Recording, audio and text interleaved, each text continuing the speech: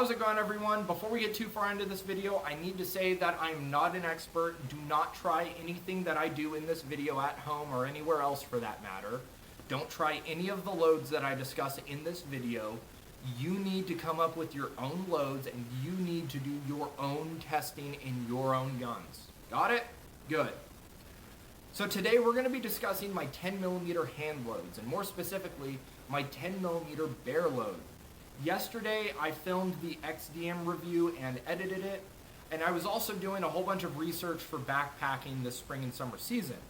And I kind of figured that before I start backpacking, I should probably nail down this bear load. So we are here to do some testing and figure out what I'm going to load these 200 grain hard cast Acme Bullet Company high-tech coated bullets, see how much powder we're going to load up for them.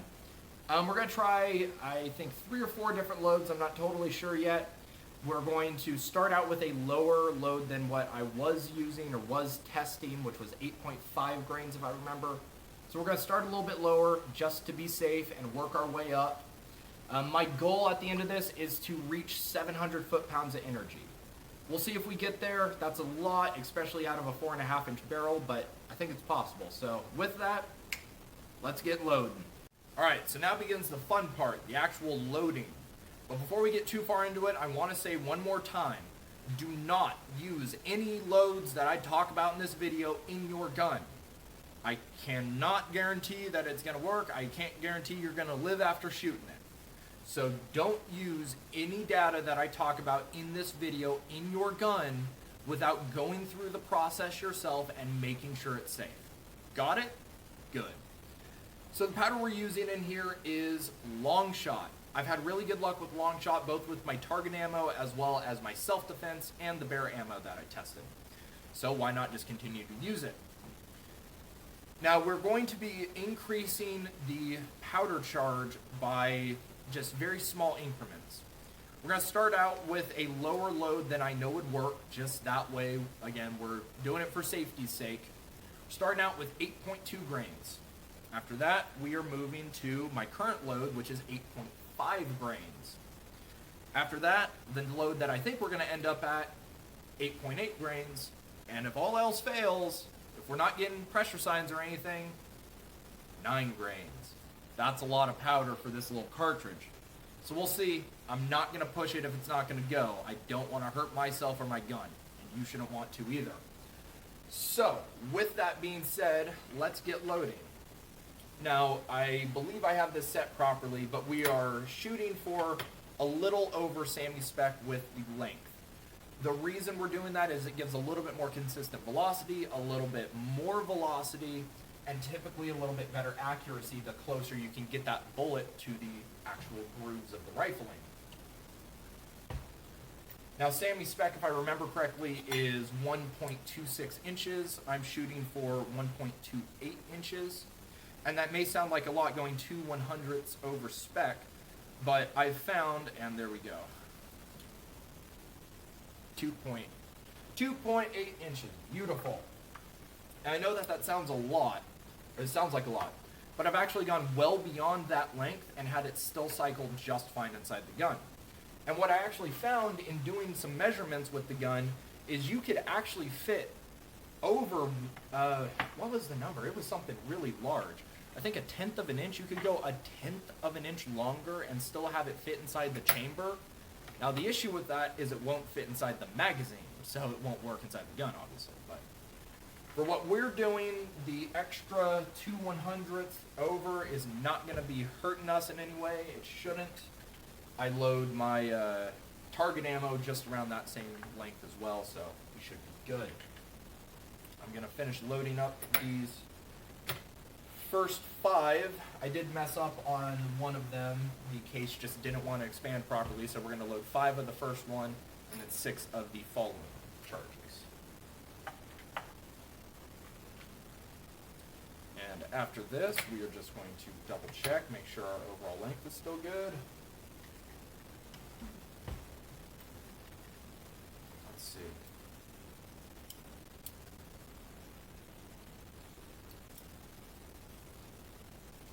Yep, overall length is still good. So we are going to continue loading and we will see you on the other side.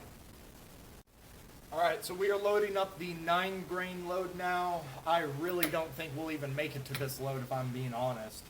But I figured I'd still load it up just in case. That way I don't need to come back in, load it, go back outside. But I am very, very cautious about this load. I'm not too sure. I'm pretty sure that if it does get to that point, the gun's well built.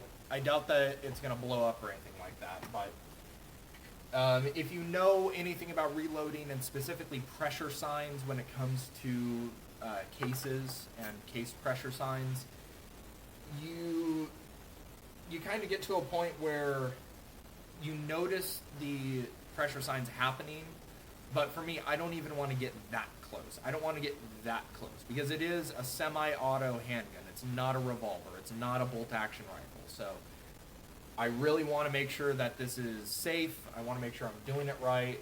I don't want to mess this up because if it messes up, I may get messed up too. So anyways, we're going to load up the last couple rounds and then hit the range and do some testing. Alright, so here's the setup. We got the chronograph on the shooting bench. The backstop is way down range. We're not even going to be aiming for the backstop. We're just going to be aiming to get through the center of the 2 little meter posts right here. Then over here we got this big tarp laid out. That way, hopefully we'll be able to catch as many brass cases that fly out of this gun as possible. I did measure the approximate place to put it, so hopefully we catch at least 5 per shot. That's what I'm hoping for. 5 per powder charge. That should give us a good example as to what we're doing. Yeah, let's get shooting. All right, we're starting with the lightest load, 8.2 grains, 200 grain hard point. Hard cast, excuse me.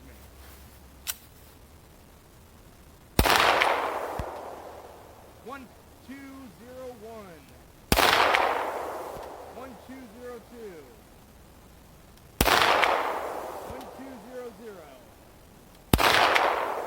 1, 2, 3, 1. 1, 2, 1, 5.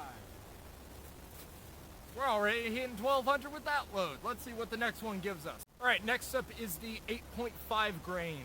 And for those of you wondering what my goal is, 700 foot-pounds of energy. That's my goal. So 255, I think, foot-pounds is what I read it is. So we'll see. Let's see where we get.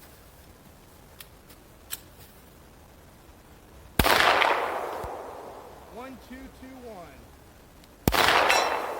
1, 2, 0, 5. 1, 2, 3, 3. 1, 2, 2, 5. Error. 1, 2, 2, 5.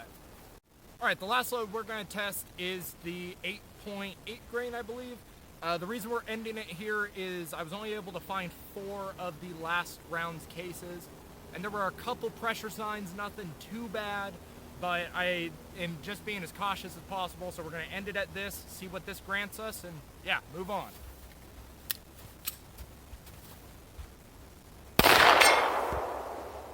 One, 2, 5, 3. 1, 2, 5, 6. 1, 2, 4, 7. 1, 2, 5, 8. 1, 2, 5, 5. 1, 2, 6, 4. I should mention the recoil on that was very, very substantial. That was definitely the upper limit, pressure signs or otherwise. That's the top end. Alright, so we're back inside for the conclusion. We're going to go over the cases, and then we're going to talk about what we can learn from all this. So starting out with the 8.5 grain cases, because I don't think we need to take a look at the lower loaded cases. Taking a look at the primers, you'll see that there is some smearing. There is a little bit of discoloration around the primer, and in the direction of the smear, where the little ridge is that's created by the smear, it looks as if the primer's about ready to give, so to speak. It looks like it's about ready to break. Also, on the side of the case, there is a little bit of a dent. I don't know if you can see that there. but that's just from when the round's ejecting and hitting the slide and bumping out. And neither of those am I too happy with. So then why did I go to the next heaviest load and shoot that out of the gun? Well, the main reason is because with the primer issues, I've seen this happen with factory loaded rifle rounds before, the same type of pressure issues. So I'm not too concerned with that. The primers themselves, they don't look like they're really that badly damaged at all. So I'm not really that concerned with them. Nor am I really concerned with the dent. It's one of those things. I already have a 22-pound recoil spring in the gun. They don't make a 24-pound recoil spring, or I would put it in the gun. Hit me up, Wolf. But it works. Yes, there's a little dent. Moving on. So taking a look at the 8.8 grain cases, and this is a little bit interesting to me. You would think, and it is the case, but you would think that as velocity increases, the pressure signs should increase. Well, if we take a look at the primers, there's no real difference between the two. The amount of drag is more or less the same. The amount of discoloration on the drags are more or less the same. And the amount of bulge at the end where the striker's dragging is more or less the same. And same with the dent on the side. Pretty similar to the lower loaded 8.5 grain load. So what can we learn from all of this? Well, number one, load slow, load multiple loads, and then gradually work your way up to the max load. That's a given. Number two, you can't buy this in stores. You can't find factory ammo like this, period. So it does help, at least sometimes, to reload. Now, if you are looking for comparable ammo, I would suggest that you watch some velocity testing of said ammo. Because there are videos out there of people shooting them out of stock length barrels, both Smith & Wesson, both Springfield Armory and Glock, out of the 4.5, 4.6 inch barrels, as well as some longer barrels. I've seen one with 6 inch barrels. And some of the ammo will meet their advertised velocities with the 6 inch barrel. Some won't meet it even with the 6 inch barrel, but none of them will meet it with a 4.5 inch barrel, a stock length barrel. And one of the things that I saw online and thought to myself, there's absolutely no way. I think it was from Underwood. I'm pretty sure it was from Underwood. It may have been Double Tap, one of the two. But they have a 200 grain hard cast bullet that they advertise as going 1,300 feet a second. And then below that, they put shot out of a stock Glock Model 20, and then they list some velocities out of said gun. And I saw that and I thought to myself, there's no way. There is absolutely no way. And lo and behold, I'll link it down below. It's from, I think the channel is just called Ammo Test. I could be wrong. But he shot the 200 grain hard cast load that is advertised at 1,300 feet a second. He shot it out of a 6 inch barrel. It didn't even reach 1,300 feet a second. So again, be very cautious when you're buying this hyper ammo, the woodsman ammo, dangerous game ammo. Be very, very cautious because, in my opinion, a lot of that is just meant to be a gimmick. Or not meant to be a gimmick, but it is a gimmick. They put advertised velocities for guns that you probably aren't going to be shooting it out of, and a lot of the ammo is way too expensive for what you're getting. A lot of that stuff, expect to pay at or above $1 a shot. And like I said in my Why I Hand Load video, I don't trust any ammo that I can't test thoroughly out of my gun. And I'm not going to waste that much money testing to see if an ammo is reliable. I'd rather spend $13 for 100 of these bad boys, throw them on some Starline brass, load it up with some long shot, and call it a party. Saving money and getting a better product at the end of the day. Now, one of the arguments that a lot of people have, especially with the 10mm bare load world, is 200 grain versus 220 grain. Now, taking away what velocities we would be throwing those at, if we just have the equal amount of velocity, obviously you go with the 220 grain because that will grant you more energy downrange. However, if the velocities are different, you need to look at the foot-pounds of energy. That's the key, foot-pounds of energy. If, with this load specifically, I was able to get sometimes over 700 foot-pounds of energy, if you're able to get that with a 200 grain bullet, but you can't get that same amount of energy downrange with a 220 grain bullet, then the extra grain weight is doing no good, and all it's doing is making the bullet drop at distance. It's the truth. So take a look at the foot-pounds of energy, not the velocity, or you can look at the velocities because it tells you what the foot-pounds are, but focus on the foot-pounds, not necessarily the grain weight and not necessarily the velocity. When you're talking about punching through either a grizzly skull or a moose skull that they're charging at you with, you need to worry about carrying energy, not necessarily velocity and not necessarily the grain weight, because either or, if you go too much in one direction or too much in the other, it's not going to work for you. So with that, you guys, I hope you enjoyed the video. If you did, make sure you like, comment, and subscribe for more. I will be doing some more hand loading videos here in the future. I've got some interesting ones coming up, as well as some more 10mm ones, possibly. So with that, I'm going to get loading. Thank you for watching. Think for yourself. Shoot straight, and I will see you